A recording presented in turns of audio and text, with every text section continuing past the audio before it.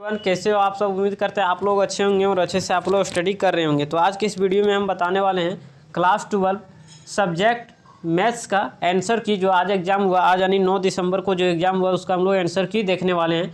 साथ ही साथ इसको डिटेल में सोल्यूशन भी करवाया जा रहा है।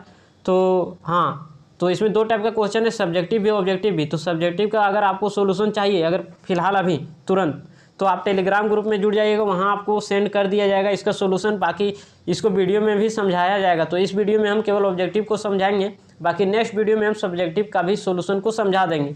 तो चलिए देर न करते हुए हम लोग स्टार्ट कर देते हैं।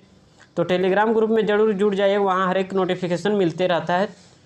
तो चलिए सबसे पहले क्वेश्चन नंबर 1 दो नंबर वाला देखते हैं। क्या बोल रहा है, इफ ये vector is a unit vector and X vector minus A vector dot X vector plus A vector is equal to 8, find X vector का मैग्नीट्यूड। तो ये बोला है कि ये वेक्टर यूनिट वेक्टर, मतलब उसका मैग्नीट्यूड क्या है 1। अब हम लोग जानते हैं कि डॉट में अगर सेम को सेम के साथ हम लोग प्रोडक्ट करते हैं, मतलब एक्स डॉट एक्स अगर करेंगे तो मैग्नीट्यूड ऑफ एक्स का स्क्वायर हो जाएगा सेम के साथ। लेकिन अगर वही क्रॉस में रहता तो ए क्रॉस ए क्या होता है 0, बी क्रॉस बी क्या होता है सेम के साथ 0 हो जाता है। क्यों? क्योंकि वहाँ क्रॉस में होता है साइन, और साइन 0 डिग्री मान क्या हो जाता है, तो 0 हो जाता है। फिर एक्स को ए के साथ तो प्लस में एक्स डॉट ए, और एक्स को ए से कर दी, अब माइनस ए को एक्स से, तो माइनस में ए डॉट एक्स, माइनस में ए डॉट में एक्स, और क्या हो जाएगा, तो माइनस फिर ए को ए से, तो मैग्नीट्यूड ऑफ ए का स्क्वायर इज इक्वल टू क्या दिया गया है, तो 8 दिया गया। ठीक है। और हम लोग जानते हैं कि ए डॉट बी बराबर होता है बी डॉट ए। तो यहाँ क्या है एक्स डॉट ए, यहाँ क्या है ए डॉट एक्स। तो ये दोनों बराबर चीज़ है, लेकिन ये है प्लस में, ये है माइनस में, तो कैंसिल हो जाएगा। तो बचेगा क्या, एक्स का मैग्नीट्यूड का स्क्वायर और माइनस में ए का मैग्नीट्यूड का स्क्वायर। तो यहाँ बोला ये यूनिट वेक्टर, तो यूनिट वेक्टर मतलब उसका मैग्नीट्यूड क्या होना चाहिए, 1 होना चाहिए। तो यहाँ एक्स के जगह क्या रख देते हैं, मतलब ए के मैग्नीट्यूड का स्क्वायर मतलब 1 का स्क्वायर 1 ही रहेगा, इज इक्वल टू 8। अब यहाँ से क्या हो जाएगा, -1 को उधर ले जाएंगे तो क्या हो जाएगा, एक्स का मैग्नीट्यूड का स्क्वायर इज इक्वल टू 8, -1 को इधर लाएंगे तो हो जाएगा प्लस 1, तो +1 यहाँ डायरेक्ट लिख देते हैं 9। अब हम लोग को चाहिए मैग्नीट्यूड ऑफ एक्स, स्क्वायर नहीं चाहिए, तो इसको रूट इधर कर देते हैं √9 का वैल्यू क्या होता है 3। मतलब ऑप्शन नंबर हम लोगों का करेक्ट हो जाएगा ये। आगे बढ़ते हैं क्वेश्चन नंबर 2 की ओर। क्वेश्चन नंबर 2 में क्या बोल रहा है, in triangle ABC which of the following is not true, मतलब इनमें से कौन ट्रू नहीं है। तो हम लोग देखते हैं triangle law of vector addition किसको बोलते हैं। तो अगर आप लोगों को नहीं पता होगा तो हम बता देते हैं, triangle law of vector addition बोलता है A B vector plus BC vector is equal to क्या होता है AC वेक्टर। लेकिन यहाँ तो ऐसा ऑप्शन हम लोगों को नहीं दिख रहा है, मतलब सब हम लोगों को लेफ्ट साइड दिख रहा है, तो इसको लेफ्ट साइड बुला लेते हैं। या तो आप ऐसे समझ सकते हो, अगर आप नहीं पढ़े हो तो हम लोगों को पहुंचना है पॉइंट C तक, तो 2 रास्ता है, या तो डायरेक्ट AC पहुँचे, या तो AB पहले पहुँचे फिर BC पहुँचे, तो AB प्लस BC कर दिए, और या तो आप डायरेक्ट AC पहुँच सकते हो, तो ये हो सकता है। अब हम लोग इसको लेफ्ट साइड बुलाएंगे तो क्या हो जाएगा, A B vector plus BC vector, और जो AC लेफ्ट मतलब राइट साइड था उसको लेफ्ट साइड बुलाएंगे तो माइनस में आ जाएगा, माइनस में AC vector is equal to 0 vector, यही ना होगा। तो ये दिख रहा है ऑप्शन नंबर C। तो ऑप्शन नंबर C तो सही है, लेकिन यहाँ बोल रहा है कौन सही नहीं है। तो यहाँ हम लोग क्या करेंगे कि और सही है, ये सब भी सही है, लेकिन उसको हम लोग चेक कैसे करेंगे। तो A B vector plus BC vector, और अगर हम लोग जानते हैं क्या जानते हैं कि यार अगर हम लोग को डायरेक्शन चेंज करना हो, जैसे यहाँ AC वेक्टर है तो ये से C जा रहा है, अगर हम लोग CA इसको लिखना चाहें, अगर इसको CA लिखना चाहें CA, तो क्या हो जाएगा, क्या गड़बड़ हो गया, CA लिखना चाहें तो हम लोग जानते हैं कि CA वेक्टर को अगर हम लोग AC लिखना चाहें, मतलब हम लोग डायरेक्शन को अगर चेंज करके लिखना चाहें तो क्या हो जाएगा, आगे में माइनस हो जाएगा। तो अगर पहले से माइनस रहेगा तो प्लस हो जाएगा, अगर पहले से प्लस रहेगा तो माइनस हो जाता है। तो उसी तरह से A B vector plus BC vector, और यहाँ क्या होता है, तो माइनस में AC वेक्टर, तो उल्टा करके लिख देंगे तो प्लस में हो जाएगा, माइनस वाला प्लस में, plus CA vector is equal to 0, मतलब ये भी सही है और ये भी सही है। क्यों? क्योंकि इसको हम लोग उल्टा करके लिख दिए हैं, मतलब -CB को अगर हम लोग लिखना चाहें BC में तो माइनस वाला खत्म हो जाएगा, प्लस में BC हो जाएगा। और ये देखिए सेम इसी टाइप का हो गया, ऑप्शन नंबर ये है उसी टाइप का, केवल इसको हम लोग चेंज करेंगे तो यहाँ माइनस था तो प्लस में BC हो जाएगा। तो मतलब ऑप्शन नंबर B करेक्ट नहीं है। क्यों नहीं करेक्ट है? क्योंकि AB vector plus BC vector और इसको हम लोग लेफ्ट साइड लाते हैं तो माइनस में AC वेक्टर होना चाहिए, लेकिन यहाँ माइनस में AC वेक्टर नहीं है, मतलब ऑप्शन नंबर बी यहाँ गलत हो जाएगा। तो मतलब नॉट ट्रू कौन है, तो मतलब ऑप्शन नंबर बी जो है सो नॉट ट्रू है। किसके लिए, triangle law of vector addition. आगे बढ़ते हैं क्वेश्चन नंबर 3। क्वेश्चन नंबर 3 में क्या बोल रहा है, क्वेश्चन नंबर 3 में बोल रहा है let the vector A and B such that A vector का मैग्नीट्यूड 3, बी वेक्टर का मैग्नीट्यूड दिया गया √2/3, then A vector cross B vector is a unit vector if the angle between A vector and B vector. तो यहाँ बच्चे लोग confuse कर जाते हैं कि cos थीटा लगाना है कि sin थीटा लगाना है। तो यहाँ देखिए, यहाँ दिख रहा है क्रॉस प्रोडक्ट, क्रॉस दिख रहा है, तो क्रॉस किस में होता है, साइन में होता है। तो यहाँ मिस्टेक करके cos वाला फॉर्मूला नहीं लगा देना, नहीं तो फंस जाओगे। तो यहाँ साइन का फॉर्मूला लगाना है, sin थीटा बराबर क्या होता है, तो बोल रहा है A cross B is a unit vector. तो यूनिट वेक्टर मतलब उसका मैग्नीट्यूड क्या होगा 1, तो ऊपर में होता है ए क्रॉस बी का मैग्नीट्यूड, नीचे में ए का मैग्नीट्यूड इंटू में बी का मैग्नीट्यूड, तो √2/3 यही तो दिया गया हम लोगों के पास, ए का मैग्नीट्यूड बी का मैग्नीट्यूड कैंसिल हो जाएगा, तो 1/√2। तो सोचना है साइन थीटा है इज इक्वल टू 1/√2। साइन में कितना डिग्री मान 1/√2 होता है, साइन में कितना डिग्री मान 1/√2, तो होता है 45 डिग्री। 45 डिग्री को रेडियन में क्या बोलते हैं, तो π/4, मतलब ऑप्शन नंबर बी। आगे बढ़ते हैं क्वेश्चन नंबर 4 की ओर। क्वेश्चन नंबर 4 में क्या बोल रहा है, the value of I dot J plus, ये आई को यहाँ मिस्टेक से भूल नहीं जाना है, आई डॉट जे क्रॉस के, यहाँ ब्रैकेट होना चाहिए, plus J dot I cross के प्लस के डॉट आई क्रॉस जे। तो इसको सॉल्व कैसे करेंगे, आई डॉट, हम लोग यहाँ एक फिगर बनाते हैं, आई जे फिर यहाँ के। अगर आप एंटी क्लॉकवाइज चलोगे तो पॉजिटिव में आएगा, अगर क्लॉकवाइज चल जाओगे तो नेगेटिव में आ जाएगा। तो यहाँ है जे क्रॉस के, तो जे क्रॉस के एंटी क्लॉकवाइज, तो जे क्रॉस के क्या आ जाएगा, आई आ जाएगा। तो I dot I plus J dot I cross J, मतलब आई क्रॉस के मतलब उल्टा चल रहा है, क्लॉकवाइज चल रहा है, तो क्लॉकवाइज में माइनस आ जाता है, माइनस में जे प्लस में के डॉट आई क्रॉस जे, तो के आ जाएगा, तो के। अब आई 1 होता है, जे 1 होता है, लेकिन यहाँ माइनस है तो -1, के 1 होता है, प्लस में 1, -1 प्लस 1 कैंसिल, तो 1 आ गया, मतलब ऑप्शन नंबर सी। आगे बढ़ते हैं क्वेश्चन नंबर 5। क्वेश्चन नंबर 5 में क्या बोल रहा है, if A vector is non zero vector of magnitude A, मतलब ए वेक्टर का मैग्नीट्यूड दिया गया A and lambda a non zero scalar, then lambda into vector A is a unit vector if. अगर लैम्बडा और A vector जो है so unit vector है, तो यूनिट वेक्टर है तो इसका मतलब क्या होगा कि उसका मैग्नीट्यूड 1 के बराबर होना चाहिए, यही ना होता है फॉर्मूला। अगर कोई वेक्टर यूनिट वेक्टर है तो उसका मैग्नीट्यूड 1, जैसे ए वेक्टर यूनिट वेक्टर है तो उसका मैग्नीट्यूड 1, तो यहाँ बोला lambda into A vector is a unit vector, तो उसका मैग्नीट्यूड 1। अब यहाँ से अलग अलग कर देंगे, लैम्बडा का मैग्नीट्यूड ए का मैग्नीट्यूड इज इक्वल टू 1। अब यहाँ बोल रहा है ए का मैग्नीट्यूड ए दिया गया है, तो ए की जगह यहाँ हम लोग रख देते हैं मैग्नीट्यूड ऑफ ए की जगह 1 इज इक्वल टू 1। ये इधर गुना में है तो इधर डिवाइड में लाएंगे तो मैग्नीट्यूड ऑफ लैम्बडा, ठीक है।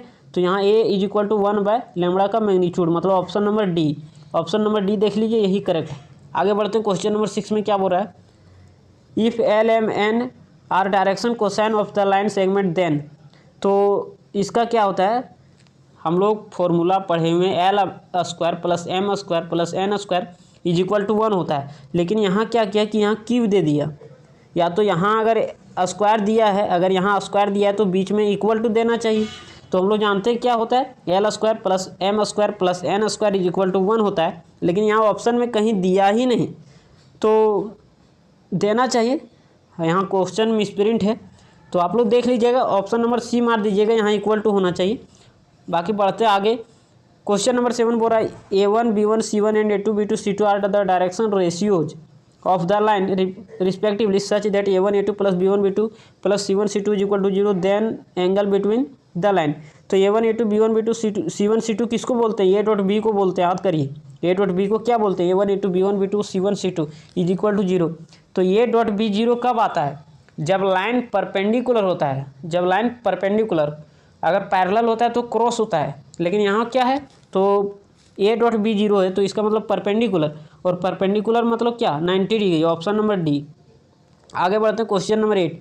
क्वेश्चन नंबर 8 को सबसे पहले क्या करना पड़ेगा, क्या बोल रहा है, find the value of P so that the line, इतना दिया गया है, आर राइट एंगल है, मतलब राइट एंगल है, तो राइट एंगल का कंडीशन क्या बोलता है, A डॉट B बराबर 0 होना चाहिए, मतलब A1 A2 plus B1 B2 plus C1 C2 बराबर 0 होना चाहिए। अब हम लोग यहाँ A1 A2 B1 B2 A1 A2 A1 A2 B1 B2 C1 C2 निकालना पड़ेगा। अब ये जनरल फॉर्मेट में नहीं है तो हम लोग इसको जनरल फॉर्मेट में लाएंगे, तो माइनस को यहाँ से कॉमन ले लेते, तो यहाँ से -(x-1) बटे में 3, इस माइनस को नीचे लाएंगे तो यहाँ हो जाएगा -3, इस माइनस को भूल जाना है, इज इक्वल टू 7 कॉमन ले लेंगे, मतलब y के पहले क्या होना चाहिए 1, x के पहले क्या होना चाहिए 1, तो यहाँ 1 नहीं था तो 7 को कॉमन लेंगे तो y-2, 7 को नीचे बुला लेते हैं, तो ऊपर गुना में नीचे में क्या आ जाएगा डिवाइड में, इज इक्वल टू, ये ठीक है, z के पहले 1 है, ये ठीक है, z-3/2 ये ठीक है। अब यहाँ से क्या हो जाएगा, उसी तरह से यहाँ नीचे इसमें निकालना है, -7 लेना पड़ेगा, क्यों, क्योंकि x के पहले -7 है, तो -7 को कॉमन लोगे तो यहाँ से क्या हो जाएगा x-1 बटे में 3p। अब इस -7 को नीचे लाओगे तो 3p बटे में 7 आ जाएगा। तो उस तरह से आप लोग यहाँ कैलकुलेट करिएगा, y-5 ये ठीक है, y-5/1 जनरल में ठीक है। यहाँ क्या है कि माइनस को कॉमन लेके नीचे भेज देंगे तो z-6 और बटे में -5, ये हो गया A1, ये हो गया A2, ये हो गया B1, ये हो गया B2, ये हो गया C1, ये हो गया C2। तो आप लोग क्या करिएगा कि कैलकुलेट करिएगा A1 A2 plus B1 B2 plus C1 C2, जो यहाँ ऊपर में जो अभी बताए थे परपेंडिकुलर के लिए कंडीशन, उसमें A1 ये है, A2 ये है, B1 ये है, B2 ये है, C1 ये है, C2 ये है, उसमें रख दीजिएगा, इक्वल टू 0 कर दीजिएगा। तो वहाँ से आप लोगों को क्या आ जाएगा, P का मान आ जाएगा, कितना आएगा, तो आ जाएगा आप लोगों का 70/11। लेकिन यहाँ ऑप्शन में तो कहीं 70/11 देवे नहीं किया, तो मतलब ये 70 ही देना चाह रहा था, यहाँ हो जाएगा ऑप्शन नंबर डी करेक्ट, यहाँ 17 होगा। ठीक है, आगे बढ़ते हैं क्वेश्चन नंबर 9। क्वेश्चन नंबर 9 में क्या बोल रहा है, write the formula of the shortest distance when two line are parallel. तो शॉर्टेज डिस्टेंस का 2 फॉर्मूला कौन, तो अगर लाइन पैरेलल नहीं होगा तो क्या होता है, डिस्टेंस बराबर b1 cross b2 dot a2 - a1 bye b1 cross b2 का मैग्नीट्यूड। अच्छा, डॉट में आगे पीछे कोई फर्क नहीं पड़ता, इसको आगे लिखें, इसको पीछे फर्क नहीं पड़ता डॉट में। तो b1 cross b2 dot a2 - a1 bye b1 cross b2 का मैग्नीट्यूड। और पैरेलल अगर लाइन होगा तब क्या होगा, तो पैरेलल लाइन में होता है b cross a2 - a1 divided by b का मैग्नीट्यूड। लेकिन यहाँ तो देवे नहीं कि यहाँ बीच में क्या दे दिया, तो यहाँ बीच में दे दिया है प्लस, अगर माइनस देता तो हम लोग सोचते हैं, तो मतलब इसका ऑप्शन नंबर डी हो जाएगा करेक्ट। आगे बढ़ते हैं क्वेश्चन नंबर 10 में क्या बोल रहा है, vector form of the line, ये जो लाइन दिया गया है इसको वेक्टर फॉर्म में लाना होगा।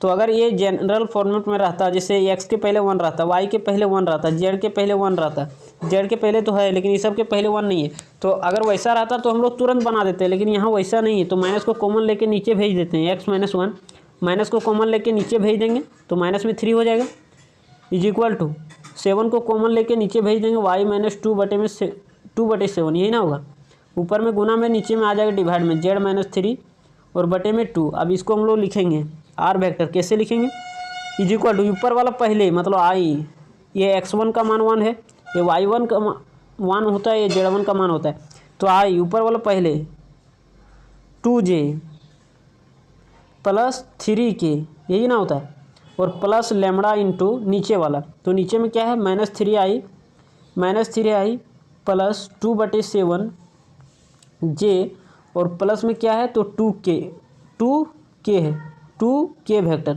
ये चीज़ है। लेकिन इधर क्या है i plus 2j plus 3k, ये तो मिल रहा है हम लोगों को कहाँ, तो ऑप्शन नंबर बी में और ऑप्शन नंबर सी में। लेकिन अब हम लोगों को आगे देखना पड़ेगा, यहाँ क्या -3, यहाँ क्या 2/7i प्लस 2k, ये चीज़ दिख रहा है, ठीक है। लेकिन यहाँ क्या कर देना पड़ेगा, इसको अगर हम लोग थ्रू आउट -7 से अगर गुना कर दें, -7 से गुना कर दें तो क्या हो जाएगा, माइनस प्लस 7 यहाँ क्या आ गया, 21 आ गया। उसी तरह से यहाँ अगर गुना करोगे किससे, तो -7 से, तो यहाँ क्या आ जाएगा -14। तो यहाँ अगर -7 से गुना करोगे तो ये 7 कट ना जाएगा तो माइनस में 2 आ जाएगा, और यहाँ से 7 से अगर -7 से गुना करोगे तो माइनस में 14 और के, मतलब थ्रू आउट ये जो लेमड़ा है ना, तो लेमड़ा कांस्टेंट होता है, इसके वजह से यहाँ हम लोग कुछ भी मल्टीप्लाई करके, मतलब इसको सिंपल फॉर्म में बनाने के लिए, इस वेक्टर को सिंपल फॉर्म में बनाने के लिए किसी से हम लोग मल्टीप्लाई कर सकते हैं। तो ये ऑप्शन नंबर सी हो जाएगा करेक्ट, थ्रू आउट -7 से गुना कर दिया गया है। अब इधर सब्जेक्टिव का सॉल्यूशन अगर आप लोगों को चाहिए तो टेलीग्राम ग्रुप में जुड़ जाइए, वहाँ हम अभी सेंड कर दे रहे हैं तुरंत, तो वहाँ से आप लोग देख लीजिएगा। बाकी हम नेक्स्ट वीडियो ला रहे हैं अभी सब्जेक्टिव का, तो आप लोग सब्सक्राइब करके रख लीजिएगा, क्योंकि आप लोगों के पास वीडियो का नोटिफिकेशन अभी जाने वाला है। तो सब्सक्राइब करके रख लीजिए, नोटिफिकेशन बेल को प्रेस कर लीजिएगा। चलिए मिलते हैं नेक्स्ट वीडियो में, तब तक के लिए जय हिंद, वंदे मातरम, जोहार झारखंड। ठीक है।